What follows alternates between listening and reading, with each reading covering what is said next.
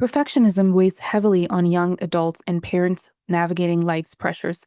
Join me for the next two episodes as we hear from remarkable young adults about their own struggles and the powerful tools they've used to move forward. Welcome to Success Reimagined. I am Dr. Amna Shabir, your host on this journey to thrive at the intersection of ambition and wellness. In every episode, I'll help you challenge outdated definitions of success, discover practical tools and strategies for growth without compromising your well-being. I am so glad you've joined me. Let's reimagine what's possible together.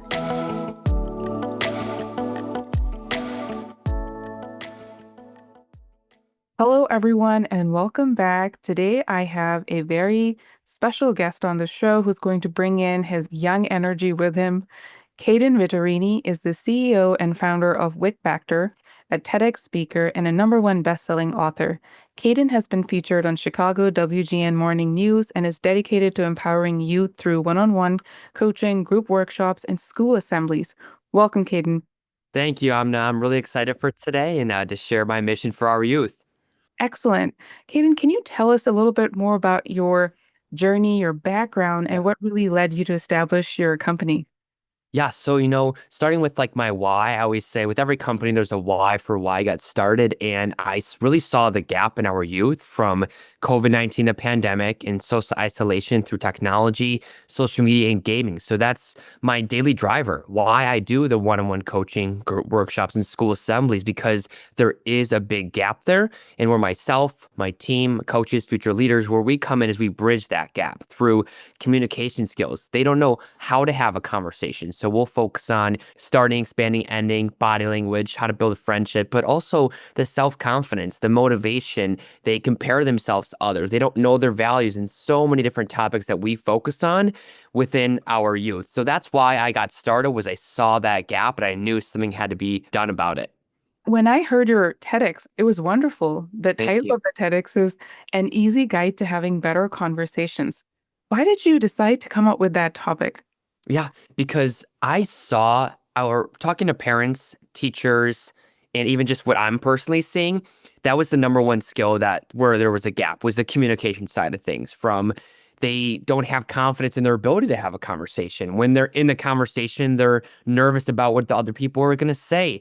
They don't know how to continue that friendship after the conversation. So in the TEDx, I talk about some different stories, starting with the Johnny story, kind of what he went through school, and then at the end, what the progress he saw at the end. So not going to spoil it, but definitely should check out the TEDx and see that story. But in the TEDx, I talk about the body language, first impressions, how to start, expand, and end a conversation, how to really connect and find those common interests and really build those friendships with what our youth is wanting to. All these kids want to make friends, but they don't know how to. So that's where, the topic came in from, because that's the #1 thing that I've seen from my own eyes, but also, hearing it from parents and teachers, principals, and all of that stuff as well. And so for the audience, I want to let you know that Caden works with age groups 8 to 18, and he's helping young adults. And like we're starting tweens and teens and young adults like learn how to communicate better, which is amazing. As a mom of two young girls, I really appreciate the work that you're doing. Thank you. Shifting gears just a little bit, our theme is perfectionism that we're talking about today. So when I say the word perfectionism, what does it mean to you? Yeah, so to me, it means not making any mistakes, not failing. Everything's perfect. That's what I think it means. But I feel like a lot within our youth, they're always looking for perfectionism with getting straight A's, having the perfect friendships. When they get older, having the perfect job, for perfect relationships, all these different things, they're always wanting perfect. But my biggest thing when I talk about and work on with our youth is it's okay to make mistakes, failures. Things aren't going to go your way. So once they understand that, it's so important because they're always looking for that perfectionism. But you have to realize that's not life. No one or nothing is perfect. So once you realize that, that's where you'll really be able to find that true happiness, that true confidence and motivation, is knowing that not every day is going to be perfect. You're going to have days where you don't want to do it. You have doubts. You have to make sacrifices. But understanding that is what's going to separate yourself from others and really become that best version. I'm trying to think in my mind, younger adults, and you are communicating with them. How do you like actually get them to believe you? Because I feel like sometimes when I'm Yeah. saying all these things, maybe it's the way we act and the way we show up in society. I don't think they believe us. Like Yeah. they think that, yeah, they're saying it. It's a nice to hear, but they don't really believe that. Yeah. So, me being 22 years old, I'm able to connect with them because of my age. So they're not looking at me as a parent or a teacher. They're looking at me as like that positive influence and coach in their life, where I always say is I'm young, relatable, relevant. So I understand what they are going through because I was in high school 4 years ago. I was in middle school 7 years ago. So that's what allows me to connect with them not only on my side, but also for them to open up and really believe in what I'm teaching them, what I'm coaching them through, and tying in how I used to be in my life with the lack of motivation, the communication skills a little bit, the positivity, making wrong decisions, hanging on the wrong people, tying that back into saying, I have been there, but this is what I have done to pull myself out of that, to see that progress. And I'm always working in these different areas as well. So that's, I would say, my age where it comes into play. And that's why the youth that I work with really believes what I'm saying because they understand, because they don't look at me as, like I said, that parent or teacher of theirs. It's almost like you are truly bridging the gap, like you had mentioned Yeah. earlier, between the parents and what you're talking about. So let's talk a little bit about your personal experience. Yeah. When I say that, take us to Caden's brain journey. And have you felt either in the past when you were younger or now this pressure to be a certain way, or now you are running your own business, like Yeah. entrepreneurship? Like, how do you feel? Is there pressure there? I would say from eighth grade throughout high school and my freshman year of college. So those handful of years, I never got in serious trouble or anything like that. But it was always the little things that I didn't have control over my life, is what I like to say. I didn't have control over my life. I wasn't investing in myself by making me better. I wasn't committing to growing every single day. So what kind of the lack was the time management. I had no control over my life. I was procrastinating things that had to get done. And throughout my day through school and sports, I wasn't organized. That was just one area. Also, I was hanging on the wrong crowd, which led me to make poor decisions in school, through sports, at home. I would say, my motivation wasn't always there, that drive to become better. And it took that gap on me, and I saw who I was becoming and the path that I was going down. And one day, this was about 3 months into college, so my freshman year of college, I came home for the first time about Thanksgiving, and my mom and dad said, pretty much they looked at me and said, something's off. Like, you don't look good at all. Something has changed. And that was been about 2.5, 3 month gap that they didn't see me. So me hearing that, it like kind of sparked something in me saying, I'm not where I want to be. I'm not who I am or wanting to become. And this is not the life that I want to live. So I remember going up in my room later that night and looking in the mirror. And that's when I had that first truthful conversation with myself and saw what they saw. And I saw where I didn't have control over my life through the time management, the organization, procrastination. I was making poor decisions. I didn't have motivation. So those areas were missing. And that was the moment that kind of changed everything for me moving forward. Oh, that's so powerful. Thank you for sharing that. And to be able to have that like safe space and your parents reflecting that on you and you actually taking that reflection and then creating such change that is positive in your personal life, but also Yeah. in so many other young lives. Going back to your experience as somebody who works closely with ages 8 to 18, what are some of the impacts that you might be noticing in the clients that you coach and help when it comes to mental health and well-being and this pressure to be perfect? Their lives are almost like live stream for very long since maybe the time they were born, they're on social media. Social media is entering way early. So I feel all of these like externalized pressures that are there that I then internalize. So share a little bit about that. Yeah, so I would say, that where that perfectionism mindset really comes in within our youth, ages 18 and under, is it starts with comparing themselves to others, to what they see on social media, to what they hear in a conversation. You got to think about it. Like, people are only posting out or talking about in a conversation their happiness, their wins, their success. So hearing that constantly really gets them to say, well, I'm going through like many different things. Why don't I have this win? Why do I have this happiness? Why don't I see that success? Well, that's not reality. Nobody's going to be talking about their failures, mistakes, the tough times that they're going through. No one's going to be posting those things. So that's where, the perfectionism mindset comes in from, and really that root starts to sprout a little bit is they hear the perfection, the wins, the happiness, and they look at their life and they say, well, why does my life not look like that? So I tie in, an Apple analogy through the one-on-ones, workshops, and assemblies where it's a picture of a mirror, and through the apple or through the mirror, it's shiny, round, perfect. But on the other side, it's rotten, cut up, and bruised. So it's only what you're seeing is like that happiness, perfection, and all of that stuff. But on the other side is what you don't see, what they're actually going through in their life. And then I tie that into how they see themselves. So, every morning when they wake up and look in the mirror, are they happy with the person they're becoming? Are they proud of that life that they're creating? Because if they're always viewing themselves as rotten, cut up, and bruised, the one side of the apple, but they're not viewing themselves as peaceful, happy, proud of who they are, it's just, going to take it down and could affect many different aspects of their life. I've never heard that analogy before, and Yeah. it's very interesting, I must say. Hmm. So thank you for sharing that with us. Now, what can we do better? I feel like I'm always, as where I am at and in my circle, and as I'm trying to understand what perfectionism does to us in a variety of ways, you are working with these individuals every day. And I'm trying to find words, phrases, things that maybe we can do. Because I almost, again, to the earlier point, was like, I have trouble making this belief that are they actually believing what I'm saying? Because I find my older daughter being really hard on herself already. She's 8.5.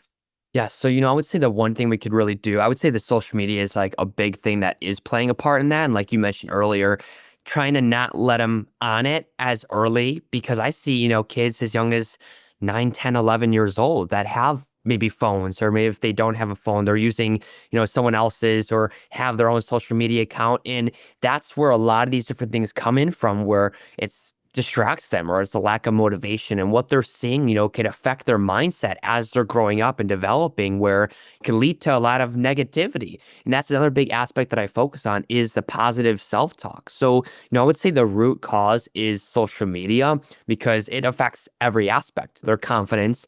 They compare themselves, that leads them to feel negativity, distracts them, where they don't manage their day, they procrastinate things. So all these different areas, I would say, leads to them wanting to be perfect because what they see on social media, and they have to understand that it's not reality. And it, like I said, is what I talk about is creating a ripple effect. It's a ripple effect of everything, where your lack of confidence can affect your motivation, which could affect your positive self-talk, where you compare yourself to others. And then that translates into relationships and friendships within family, friends, at school, with their grades, how they're performing in activities and sports. So it's that negative ripple effect. And I really do believe it starts with social media. So if you're someone that's watching this, look at one, maybe if your son or daughter is using social media, what they're consuming on there, because you can use social media in a good way, but a lot of it is negative and will affect a lot of different areas, starting with that view that life has to be perfect. Mm. I recently read Anxious Generation by Jonathan Haidt, which is a remarkable book in terms of just opening your eyes to the many Yeah. facets of parenting and childhood and all the things that are going through. And you're right, it goes along with what his research that he's compiled together shows. The question I get asked quite frequently when moms are talking among themselves that, we're not going to let them on social media. And I really hope right now I'm standing here, they're not quite there yet, that I'm trying very hard to delay it as much as I can. But Yeah. what all the moms are talking about is the lack of communication, like their child will be singled out and left out if they're not using social media. And it's Yeah. not as much as like not just, the scroll, but also communicating with each other. It's like they're going to be the odd one out. What do you do with that? Yeah, so I mean, there's definitely different ways to communicate. Like I know having text messages. Why don't you just get their number and create a group chat where you could still communicate back and forth and make that happen? Or, I remember when I was a little younger before social media really took over, I was like the last kind of age group, I feel like, being 22, where I would have my mom get in contact with their parents. So to hang out, say, hey, When is he available? When is she available? Things like that. So that the Snapchat, the Instagram, the TikTok, those are where a lot of the social media things could be more negative. But I feel like they could really still communicate through text message. And I know there's a few different apps where you can just get their number, a username, and just have that conversation via text or something like that versus scrolling on social media and things like that.